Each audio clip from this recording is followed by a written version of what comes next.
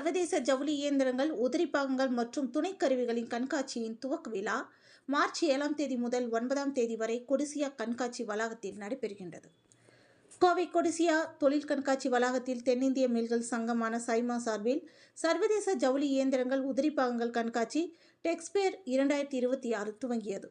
4 நாட்கள் நடைபெறும் இந்த கண்காட்சியானது மார்ச் 6ஆம் தேதி முதல் மார்ச் 9ஆம் தேதி வரை காலை 10 மணி முதல் மாலை 6 மணி வரை நடைபெறுகிறது. கண்காட்சியை ராம்கோ குழுமத்தின் தலைவர் PR வெங்கட்ராமராஜா குத்துவிளக்கு ஏற்றி துவக்கி வைத்தார். இந்திய ஜவுளி தொழில் கூட்டமைப்பின் தலைவர் அஸ்வின் சந்திரன் தொடக்க விழாவிற்கு தலைமை தாங்கினார். மத்திய MSME அமைச்சகத்தின் இயக்குநர் சுரேஷ் பாபுஜி மற்றும் சலீம் தோஸ்னிவால் ஆகியோர் சிறப்பு விருந்தினர்களாக கலந்து கொண்டு கண்காட்சியை கண்டு ரசித்தனர். தொடர்ந்து சைமா துணைத் தலைவர் கிருஷ்ணகுமார் இக்கண்காட்சி குறித்து கூறுகையில், டெக்ஸ்பேர் 2026 கண்காட்சியில் 240 நிறுவனங்கள் பங்கேற்றுள்ளன.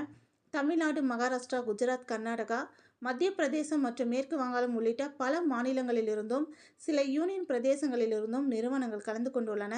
மேலும் சுவிட்சர்லாந்து, பெல்ஜியம், இத்தாலி, ஜப்பான் மற்றும் சீனா உள்ளிட்ட நாடுகளிலிருந்தும் நிறுவனங்கள் பங்கேற்றுள்ளன. மொத்தம் 258 அரங்குகள் அமைக்கப்பட்டுள்ளன. 4 நாட்கள் நடைபெறும் இந்த கண்காட்சியை சுமார் 1 லட்சம் பேர் பார்வையிடுவார்கள் என எதிர்பார்க்கப்படுகிறது என தெரிவித்தார்.